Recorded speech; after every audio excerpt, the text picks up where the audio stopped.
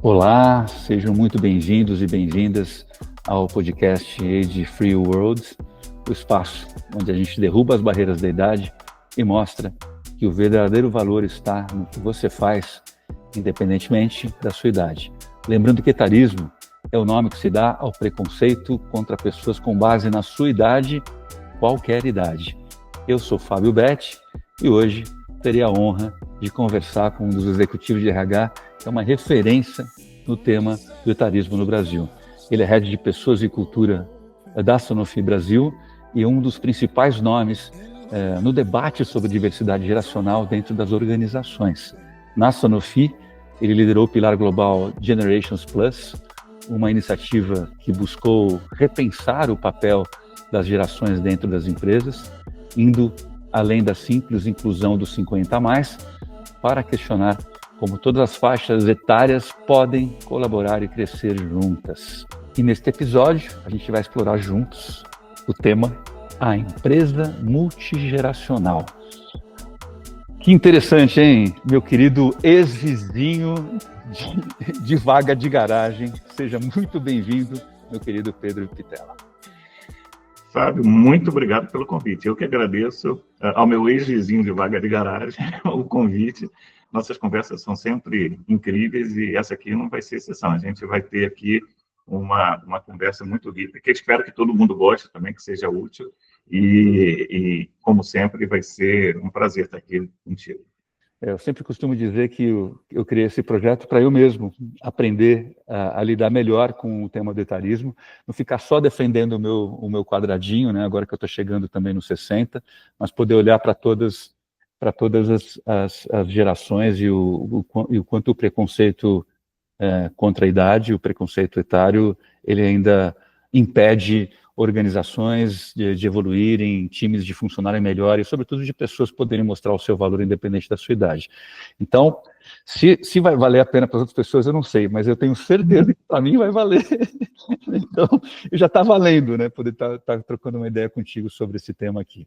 Primeira curiosidade mesmo, que você tem uma carreira extensa, né, passou por diversas empresas antes de assumir a liderança de Pessoas e Cultura na Sanofi. Então, a minha curiosidade é em que momento você percebeu que a diversidade geracional precisava de mais atenção no mundo das organizações? Eu acho que tem duas razões principais, Fábio. Duas razões diferentes, mas que aconteceram mais ou menos simultaneamente, tá? A primeira, eu acho que como todo mundo que se envolve em questões de pessoas, e mais especificamente em diversidade, passa por uma epifania pessoal. Tem que ter alguma coisa que mova pessoalmente para você se engajar.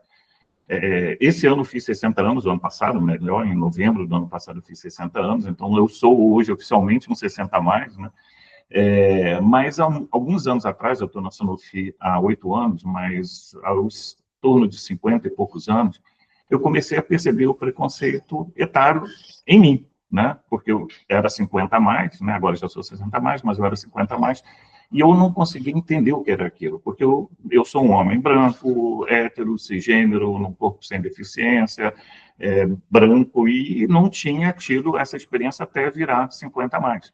Então, para mim, foi uma novidade. Aquilo que eu achava que era mérito do meu trabalho, eu comecei a achar que não era só mérito, né? Que era um privilégio também. E eu demorei para entender isso, né? E quando eu percebi, né? E para perceber, eu tive que botar nome, né? Porque quando você dá nome às coisas, você começa a ter uma relação diferente com aquela coisa. Eu coloquei nome do etarismo e você explicou perfeitamente o que é o etarismo. É um preconceito contra pessoas com base em idade, qualquer idade, mas no meu caso, por ser 50 a mais, eu comecei a descobrir que era uma questão que eu poderia tratar como head de RH, ou de People and Culture, como a gente fala, de pessoas e cultura, numa grande organização farmacêutica multinacional francesa. Então, eu transformei aquilo que no início eu achava que era culpa, né? Eu fiquei muito no início muito culpado, de, nossa, meu Deus, isso aqui é um privilégio que eu tive.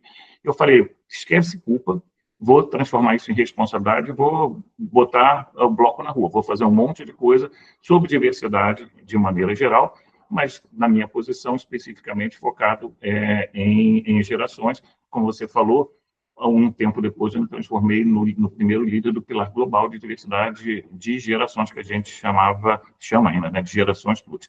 Então, do ponto de vista pessoal, essa foi a trajetória. Mas tem um segundo motivo, que é no meu papel de Head de People and Culture, de RH. Eu falo para os meus colegas de RH, quem ainda não percebeu a mudança demográfica que já aconteceu no Brasil, não é que vai acontecer, que já aconteceu, está perdendo o bonde da história, como RH, como profissional de RH. Tá? E eu estou falando no meu papel profissional. Tem um monte de estatística que a gente pode usar. Você vai no Google aí, você vai achar um monte, então não vou aqui ocupar o tempo do nosso público dando estatística, mas tem uma só que eu acho que é impressionante, que é o seguinte, eu fiz 60 anos, nasci em 64, e se eu pego o censo IBGE na década de 60, pegando 1960 como ponto de partida, e comparando com o último censo, a expectativa de vida média do brasileiro passou de 53 anos para 77 anos. Então, ao longo da minha vida, assim, não é uma coisa mirabolante, ao longo da minha vida, o brasileiro ganhou quase que 50% mais de tempo de vida, né? 25 anos em 53, arredondando. É muito tempo. Né? Essa mudança já aconteceu, o brasileiro já está vivendo mais. E a segunda estatística impressionante é que nesse mesmo período da minha vida, eu vi o brasileiro passar de uma média de 6,3 filhos para 1,7. Então, faz a matemática aí, você vai ver que a população já envelheceu e vai continuar envelhecendo mais rapidamente, porque mudanças demográficas são lentas. Ou seja, se uma pessoa de RH, um profissional de RH, não percebe isso e coloca esse elemento, esse ingrediente no bolo dos processos de RH de uma forma prática, ou seja, se a gente não considera isso nos nossos processos de recrutamento, desenvolvimento, etc., etc., a gente está desconectado da realidade concreta. Ou seja, não é uma mudança que vai acontecer nos próximos 200 anos, em 2050, 2100. Não, já aconteceu e já tinha que estar, já deveria estar na agenda de todo profissional de RH. Então, uma mudança, um insight, um ahá pessoal, junto com um muito concreto numérico do ponto de vista profissional, que combinados mostram que a gente tem que tratar da questão do etarismo. E se você teve a oportunidade nesse projeto, eu falei em inglês bonito, né, Generations Plus, mas também fica bonito em Gerações Mais, né? O fato de você ter participado de um projeto global, como é que você, assim, o que você aprendeu sobre esse tema quando não é, a gente não olha só para o Brasil? O que está acontecendo, talvez, de comum, olhando o Sanofi e talvez outras organizações com as quais você teve contato, liderando esse projeto aí durante 2 anos e pouco, né, como eu acho que você havia comentado comigo no nosso esquenta, que parece ser comum a todas as organizações, tanto como desafios e eventuais aprendizagens? Algumas coisas me chamaram a atenção. Primeiro, a gente aumentou muito o número de países dentro da Sanofi que ativaram localmente esse pilar de diversidade, tá? Porque não sendo uma coisa obrigatória, precisa de um ímpeto, de um impulso local.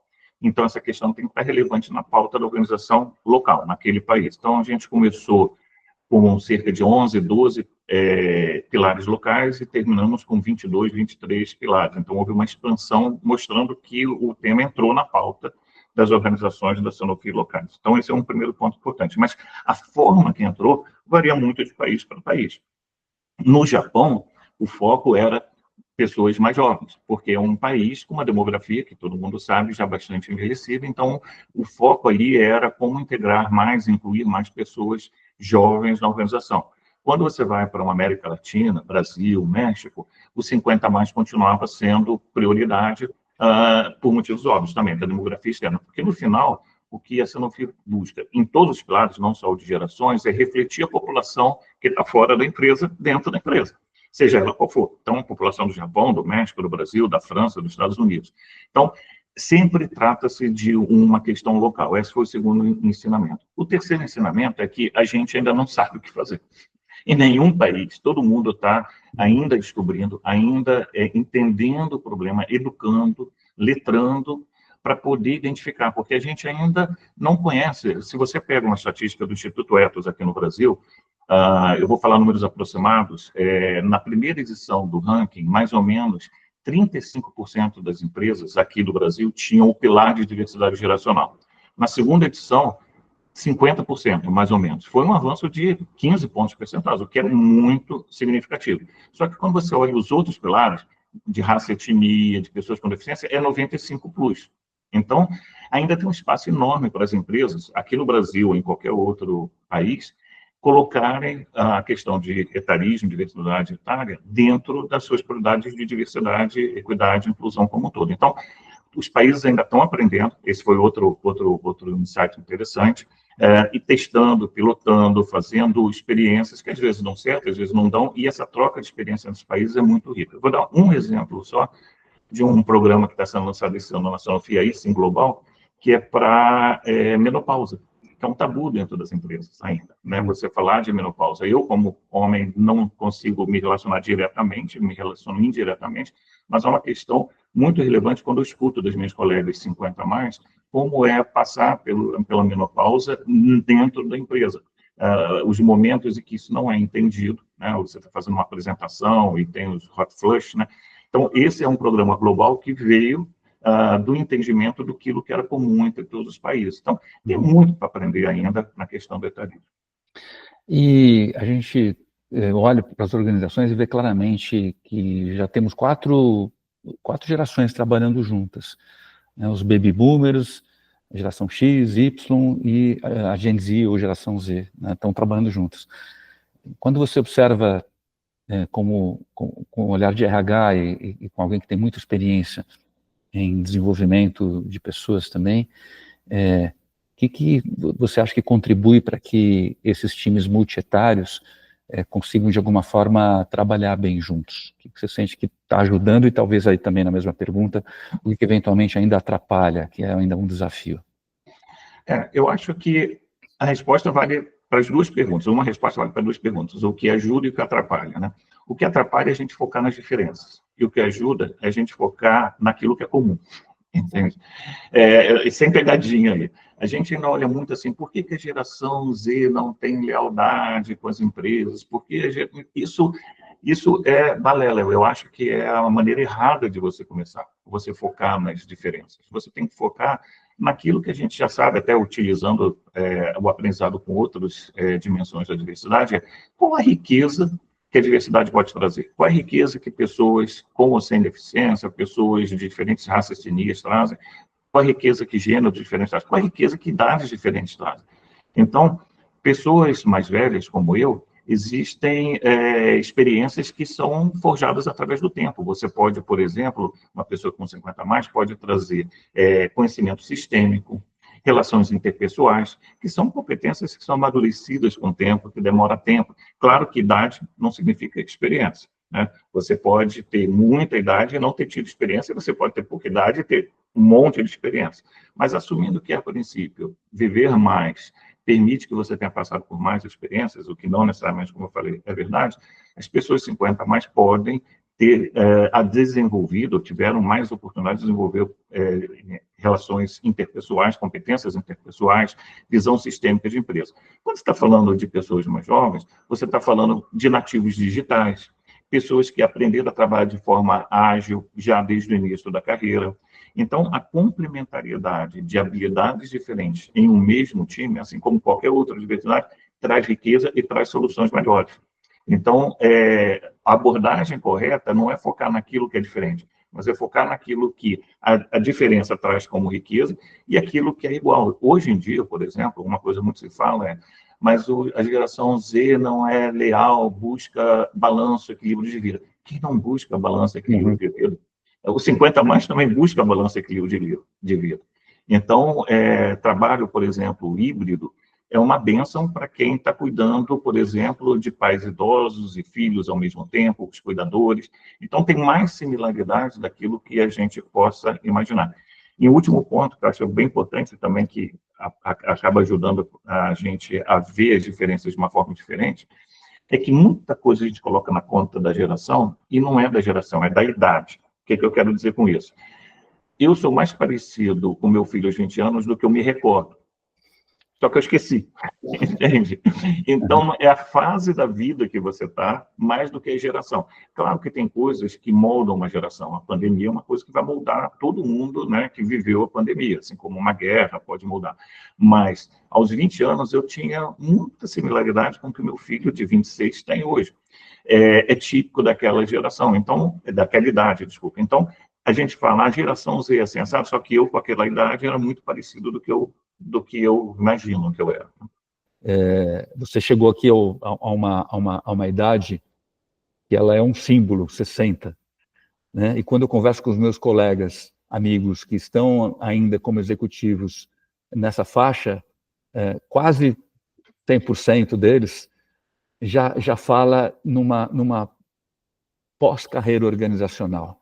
E eu confesso que me assusta ao escutar isso, porque eu tenho a mesma idade que eles, eu vejo o gás que eu tenho, a energia que eu tenho, eu vejo o gás e a energia que eles têm, e eu me pergunto, e pergunto a eles também, mas por que você precisa pensar numa outra carreira pós-organizacional? Isso é um desejo seu,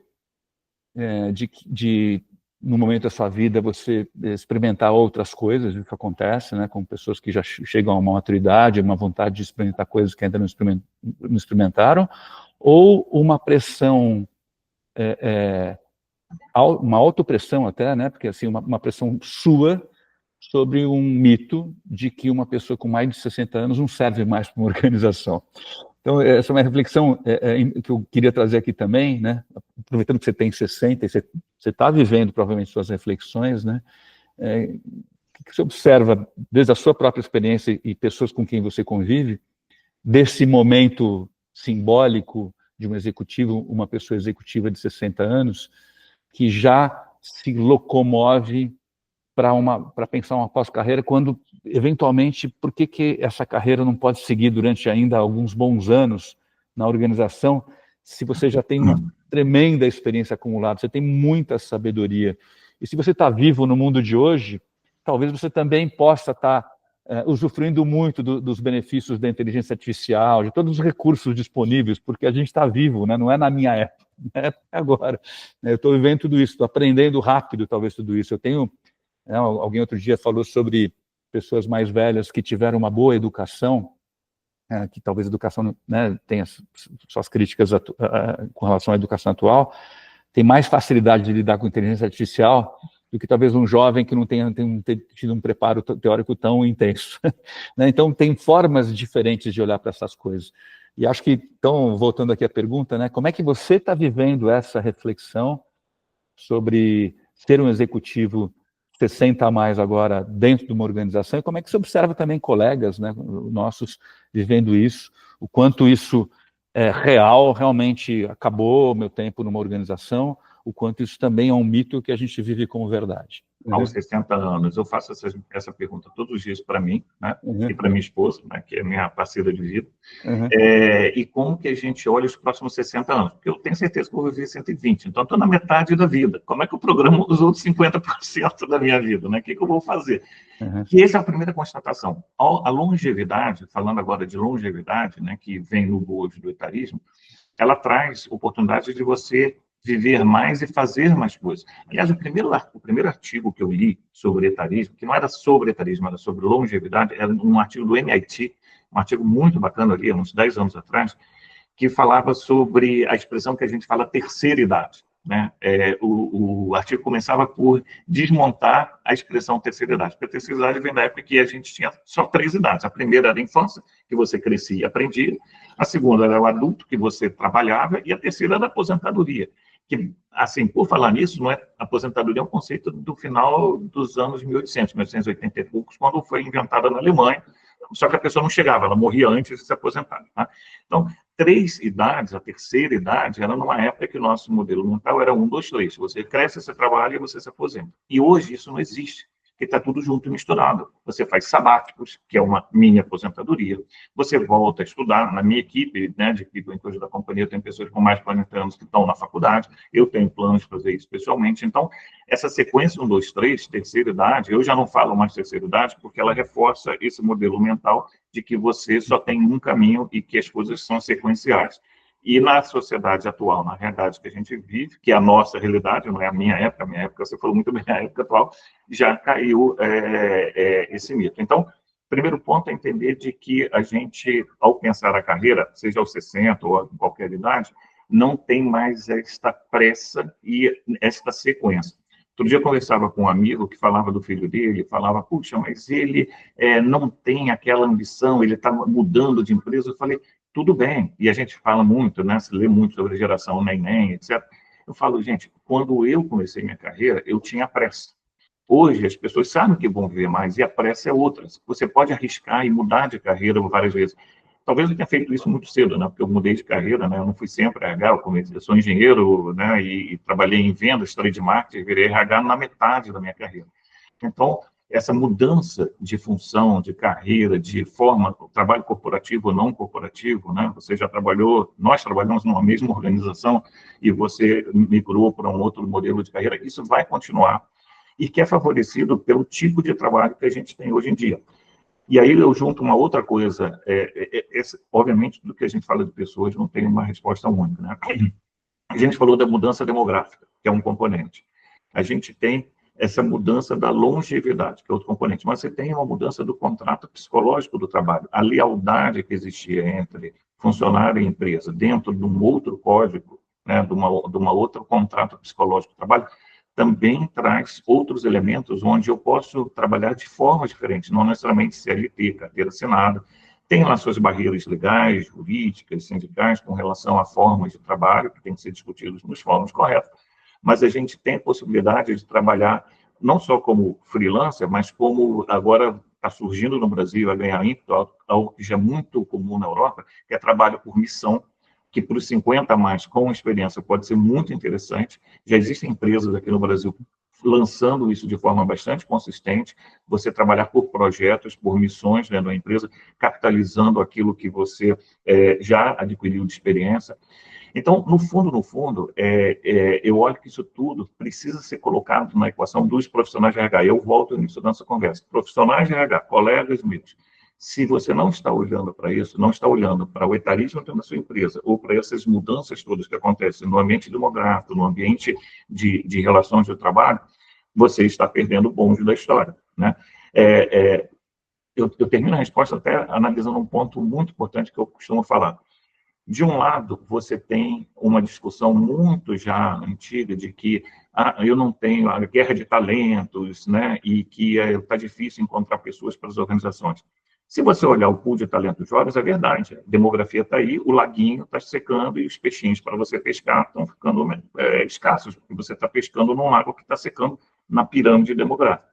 Por outro lado, você tem um lago que está criando mais peixes, que está ampliando, que é o dos 50 a mais, e os 50 a mais, eles precisam trabalhar, que é uma coisa importante a gente trazer, porque não é que todos os 50 a mais são iguais, tem pessoas que precisam trabalhar por necessidade, porque não têm financeiramente condição de se sustentar. Então, muitos 50 a mais precisam trabalhar. Também querem trabalhar porque entendem que o trabalho faz parte da saúde, né, de se manter saudável, e podem trabalhar porque estão saudáveis. Então, você tem 50 a mais nesse lado que querem, podem, precisam, e você tem as empresas olhando para o lado errado e fazendo. E não é que precisa parar com o programa de estágio, trainee, isso precisa continuar, é que você precisa adicionar práticas voltadas para 50 a mais. Reinvenção de carreira, entende? Uma das pessoas que lidera o pilar de gerações aqui no Brasil, na Sanofi, é uma pessoa que fez a carreira em marketing e o ano passado mudou para Public Affairs, para relações governamentais, para relações públicas. Completamente diferente, uma mudança também tardia na carreira que os 50 a mais, 60 a mais estão querendo fazer também. Então, eu acho, em resumo, os questionamentos que eu faço são questionamentos que vêm numa boa hora, onde tudo está mudando e as opções de carreira, sejam elas dentro de uma empresa ou não, são muito mais reais do que eram no passado. Mas as empresas precisam apressar o passo, porque os 50 a mais já apressaram, as empresas ainda estão, muitas delas, atrasadas em relação à constatação dessa realidade. E como eu costumo falar também, a gente sem perceber escorrega em generalizações, né? Quando a gente fala das gerações sem perceber, porque a geração Z é assim, a geração Y é assado, a pessoa mais velha. E vamos lembrar que quando a gente olha, por exemplo, eu talvez na bolha em que eu vivo, eu observo hoje, curiosamente, mais preconceito etário com relação aos mais jovens do que os mais velhos. Talvez porque a bolha etária que eu vivo sejam de pessoas mais velhas, né? Provavelmente. Né? Então, eu estou falando só de um recorte muito, muito pessoal.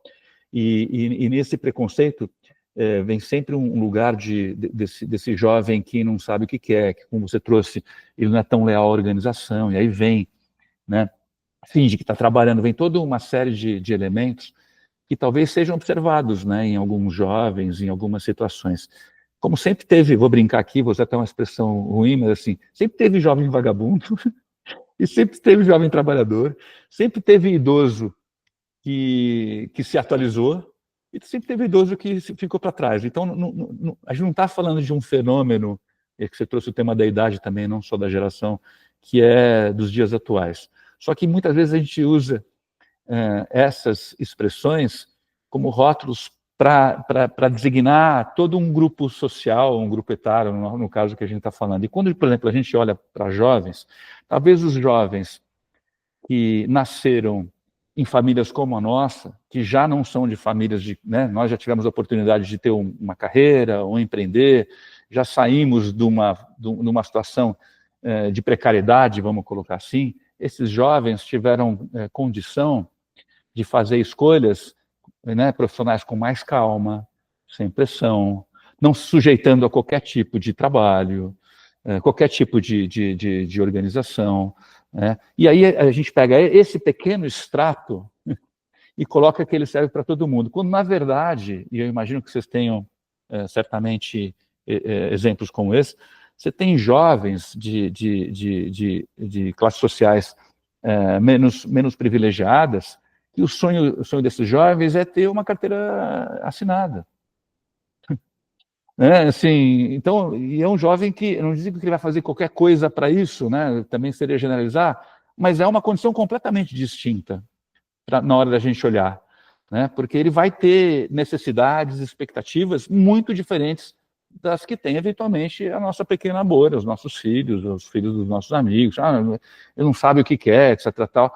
Na verdade, ele está tendo uma condição econômica, né, familiar, que permite ele ficar um pouco mais em dúvida com relação ao que ele quer, até poder fazer uma escolha. Enquanto tem outros jovens que o saber o que quer, talvez nem seja uma pergunta ou uma reflexão feita. Ele tem que escolher, entre aspas, tem que escolher rápido um trabalho, se possível com carteira assinada, porque isso vai dar uma estabilidade para ele e para a família dele, talvez um plano de saúde que a empresa ofereça, né? Essas situações que são altamente valorizadas por esses jovens não são, talvez, por outros tipos de jovens. Como é que você observa esse fenômeno, né? Quer dizer, com os programas de estágios ou os programas de inserção de jovens na Sanofi, no mercado de trabalho, em outras empresas e você eventualmente troca, né? Como é que os RHs das empresas estão lidando com essa diversidade, não etária agora, mas diversidade de perfis mesmo, né? De origens, que faz com que é como se fosse uma outra geração. Não, o que você falou é perfeito, Fábio. Da mesma maneira que nem todos os jovens são iguais, nem todos os 50 a mais são iguais, né? E tem nuances e interseccionalidades de todas as formas que a gente pode enxergar. O que você falou sobre a geração Z é perfeito. Aquele exemplo que eu descrevi de não ter a pressa para escolher a sua profissão era, obviamente, numa bolha, onde você tem uma classe social, né, mais abastada, que pode se dar o luxo de fazer isso. Aqui na Sanofi do Brasil, a gente já vai para a 4ª edição do nosso programa de recrutamento de estágios exclusivo para pessoas pretas e pardas, né? É a nossa 4ª edição, já temos isso há bastante tempo, mas olhando para esse recorte, o que a gente observa é exatamente isso, que ter a oportunidade de ter um estágio, um início de carreira numa empresa multinacional, entende, com condições de desenvolvimento, o que o jovem busca? Obviamente, condição de começar a carreira numa empresa onde ele tem um futuro, onde ele tem a perspectiva de um trabalho que seja transformador para ele, para a família, e você falou isso é importantíssimo, que não é só para o indivíduo, é para todo o círculo familiar, num país tão desigual quanto o nosso. Isso é uma realidade e uma necessidade. E onde tem a segurança psicológica, que é outro fator importante. Então, tem uma questão da estabilidade, da carteira assinada, como você falou, da parte material, mas tem uma questão também da relação onde essa pessoa se sinta absolutamente livre e seguro psicologicamente, para que possa ser diverso, que a diversidade seja bem aceita, e não é só aceita da forma, não, numérica, não, aqui a gente vai ter todas as estatísticas de pessoas pretas, pardas, pessoas de todas as idades, não, aqui realmente seja valorizado, que o ambiente reflita essa ambição, e terceiro, que tem um propósito, né? E aí, no nosso caso, por exemplo, uma empresa farmacêutica que busca os milagres da ciência para melhorar a vida da pessoa, isso fica muito claro, fica muito evidente quando você está falando de um propósito tão bacana quanto esse. Então, isso não mudou. Né? Quando eu estava começando minha carreira aos 21 anos, recém-formado, eu estava buscando desenvolvimento, eu estava buscando carreira, eu estava buscando propósito, como é hoje. Só que hoje está mais evidente, é mais explícito, e quando você pega esse recorte, o peso que você dá para cada uma dessas variáveis é muito importante. Então, o que você falou é verdade, não dá para tratar todos os jovens iguais e não dá para tratar todos os 50 mais também da mesma forma. O doutor Alexandre Kalash, que para mim é a referência de longevidade aqui, ele fala de 4 poupanças para a longevidade. Né? Ele fala da poupança financeira, segurança, né? Ele fala da poupança social, para você se manter conectado com as pessoas. Ele fala da poupança cognitiva, para você se manter ativo, curioso ou curiosa, né? E da poupança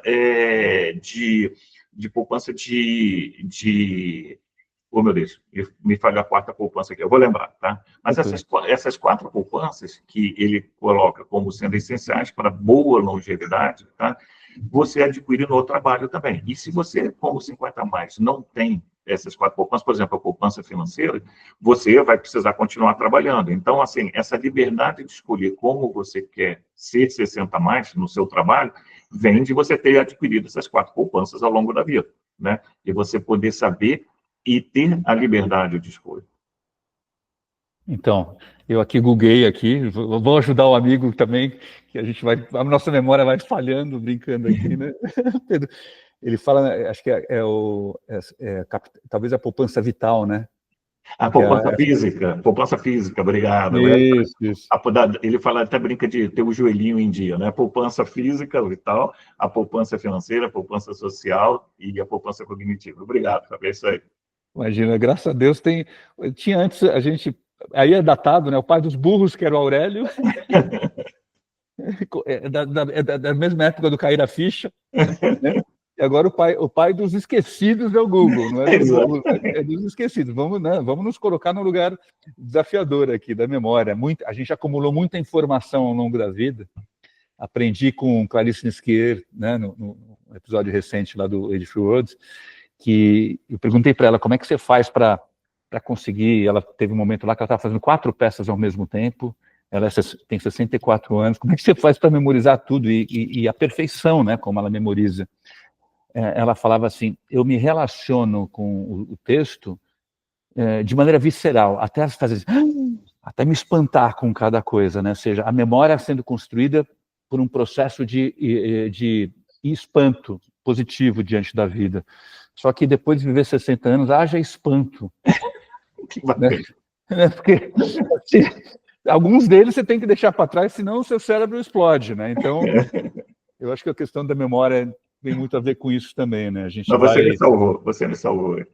Não, o Google não salva sempre, né? E agora a inteligência artificial muitas vezes, né? Acho que a gente não tem que ter nenhum pudor nessas horas de recorrer a esse tipo de ajuda. Agora, a gente conversou outro dia assim, colocando um pouco mais de aprofundamento nesse tema, que as organizações, de uma forma geral, desenvolveram muitos programas para jovens, né, programas de estágios, de aceleração de carreira, já de olho, né, talvez nesse futuro e tudo mais, né, e nessa inserção desses profissionais nessa faixa etária. E que elas talvez não desenvolveram na mesma medida os programas para os mais velhos. E aí eu vou trazer um preconceito, e de verdade eu não tenho nenhum problema quando eu trago preconceito, porque é uma maneira de também expor crenças que ficam ocultas ali e a gente poder transformá-las, né? Mas eu criei um preconceito quando eu olho os programas que as empresas desenvolvem para os 50 a mais, que me parece muito mais assim, como que a gente se livra dessa pessoa de maneira decente, do que como que a gente prolonga essa carreira e descobre outros caminhos onde essa pessoa tem valor aqui dentro. Então, são programas de transição de carreira, leia-se de como né, eu faço essa pessoa ir para algum outro lugar que não aqui. Isso sempre me incomodou, e claro que eu estou trazendo um preconceito, um viés, baseado em algumas experiências que eu tive, quando eu olhei para os programas que as empresas desenvolviam, que me pareceu muito mais nessa linha. Como é que eu preparo essa pessoa para estar fora daqui?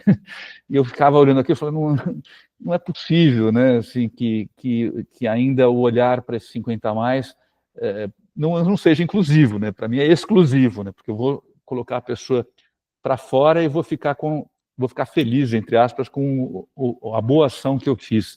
Quando, na verdade, eu não acho nem que seja uma boa ação. Ela não é uma ação inteligente. Você trouxe aqui alguns exemplos de possibilidades. Mas eu queria que você aprofundasse um pouco mais esse tema e olhasse não só para a Sanofi, né? A vantagem é que você é uma pessoa que conhece muito o mercado de recursos humanos, outras organizações. Como é que você está vendo, de fato, os programas voltados aos 50 a mais? Eles ainda estão muito na linha de como é que eu preparo de uma maneira decente, digna, eu não estou desmerecendo, mas como é que eu preparo essa pessoa para sair daqui? Ou, de verdade, como é que eu me preparo também como organização para aproveitar essas pessoas, porque não por caridade, porque a pior coisa que tem, acho que num processo de diversidade, né, eu tenho um sócio negro que você conhece e ele sempre fala isso, né, o pior receio dos filhos dele que acabaram de entrar na universidade é eles receberem oportunidades apenas pela cor da pele deles e não pela capacidade que eles têm, pela competência né, que eles demonstram. Então, acho que a diversidade, quando ela vira caridade, ela é terrível, né? Então, acho que eu dei uma grande volta aqui, vou voltar à pergunta para não me perder também, daqui a pouco o Google vai ter que me ajudar a lembrar da pergunta que eu queria fazer, né? Mas assim, como é que você está vendo realmente os programas voltados para 50 a mais? Eles ainda estão num lugar muito de preparar as pessoas para sair da organização, ou eles estão olhando para a organização também, a organização se preparar melhor para aproveitar esses valores com outros modelos de trabalho? A tua observação é perfeita e coincide com a minha, tá? Essa é uma frustração muito grande que eu tenho, de que todas as vezes que eu procurei no mercado brasileiro ou mesmo no mercado global, programas voltados para pessoas 50 a mais, vinha o clássico preparação para aposentadoria, né? Com outros nomes, disfarçados de outros nomes, mas vinha sempre o modelo mental de que como a gente vai preparar essa pessoa para empreender, etc., etc., já com um pé fora da organização. Isso, infelizmente, não mudou. Eu acho que a gente começa a ter uma esperança, uma luz, e aí eu falo da nossa experiência na Sanofi, ao encarar fases da vida, etapas da vida, e não necessariamente idade. Tem até um livro aqui, depois a gente pode falar, Stage, Not Age, tá? Que é um livro bem bacana, que o conceito é exatamente você olhar através de estágios da vida e pensar programas não pensando na idade numérica, mas na etapa da vida que a pessoa tem. O que eu quero dizer com isso? Quando você fala, por exemplo, de uma pessoa que está no momento que está crescendo a família, tendo filhos, tá? Que não é nem o jovem que está no início da carreira, nem os 60 a mais como eu, a pessoa que está aqui no momento ali dos 30, 40 anos. Por exemplo, na Sanofi, há 5 anos a gente tem a licença parental neutra de gênero, ou seja, todos os funcionários têm até 6 meses de licença remunerada. Isso é um programa muito importante para aquele momento da vida, para aquela etapa da vida, porque a presença dos pais ali, né, e sejam dos pais, das mães, não importa, a gente tem ali o núcleo familiar íntegro desfrutando e construindo segurança psicológica e saúde psicológica naquele momento. Você está falando de uma etapa da vida importante. A menopausa, que a gente mencionou agora há pouco, é uma, né, e a gente costuma sempre colocar andropausa nessa equação, para não deixar as mulheres também no spotlight, é um momento de transformação numa etapa da vida de homens e mulheres bastante importante. Quando você está falando de uns 60 a mais, por exemplo, é importante você ter programas de reinvenção de carreira, né? E não necessariamente de preparação para a aposentadoria, né? Porque você tem condição hoje, de novo, voltando ao início da nossa conversa, de viver mais e poder ter mais de uma carreira ao longo da sua vida, mas como que você faz isso? E não necessariamente fora da empresa, dentro da empresa. Como que você transforma os sistemas e processos de RH para que você possa ter no plano de sucessão pessoas 50 a mais, ou 60 a mais.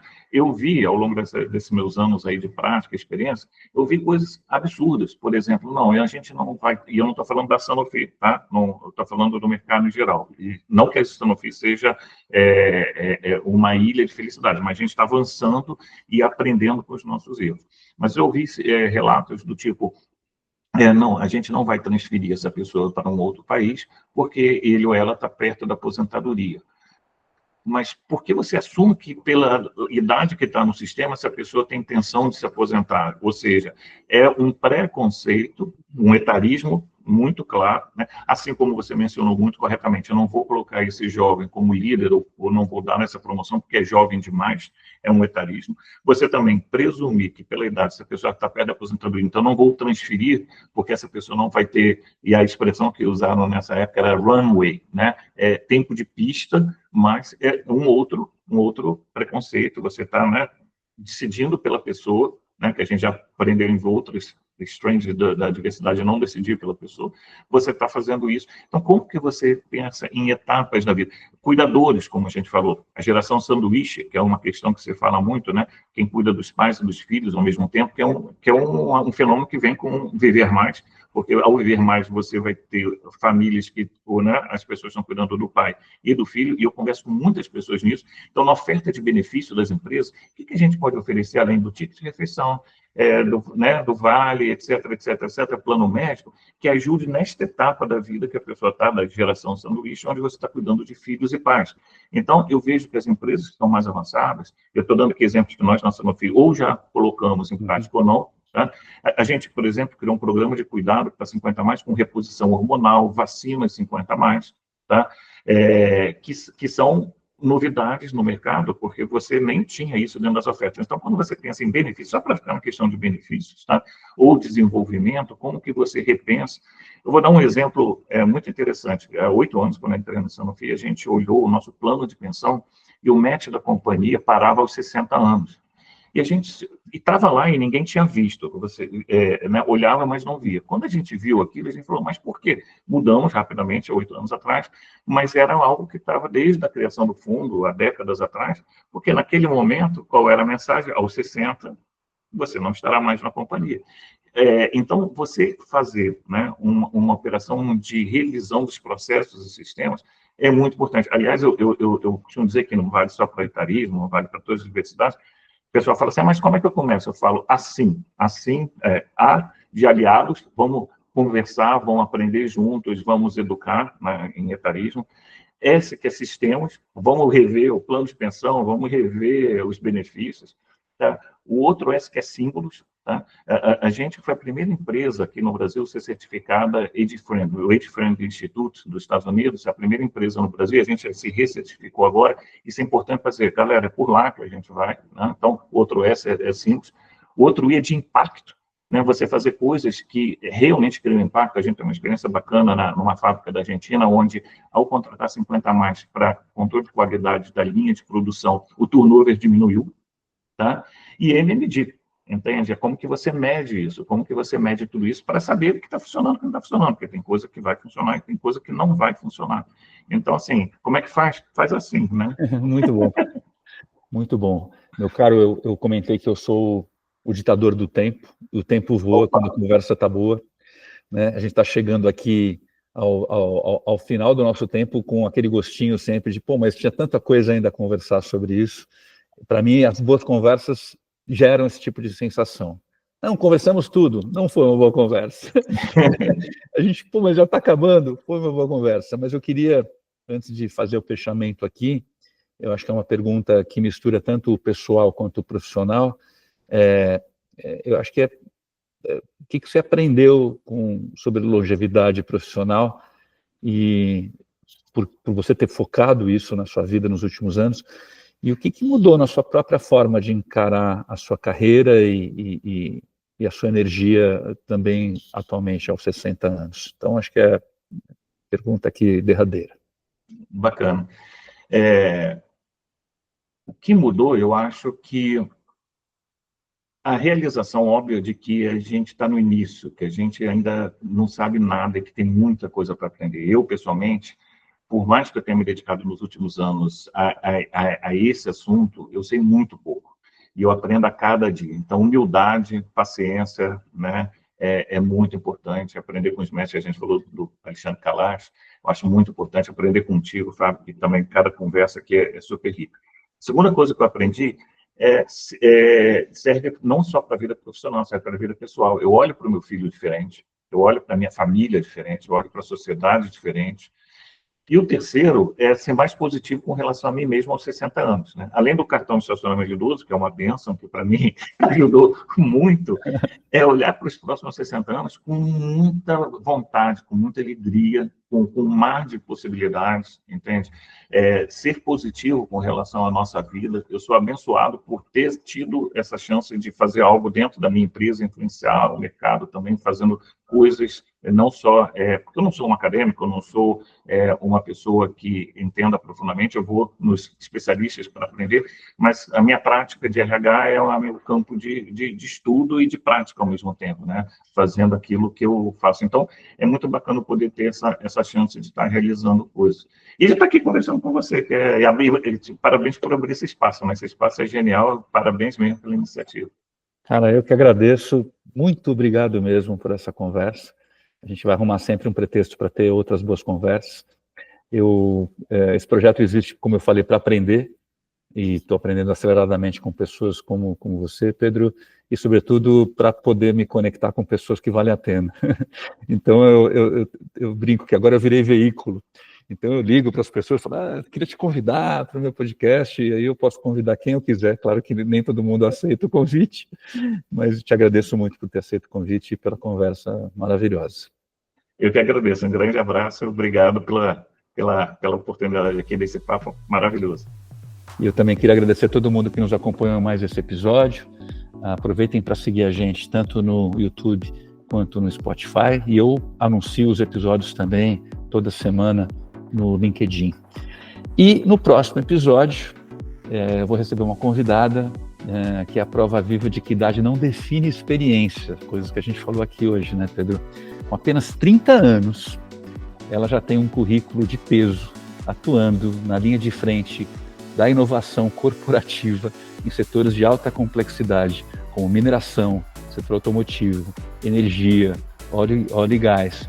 E hoje se dedica a conectar startups, indústrias e instituições de ensino para desburocratizar a inovação. Então vai ser muito interessante, vai ser mais uma aula que eu espero ter em breve e oferecer para todos que nos acompanham. Então, mais uma conversa que promete, não percam e até logo mais.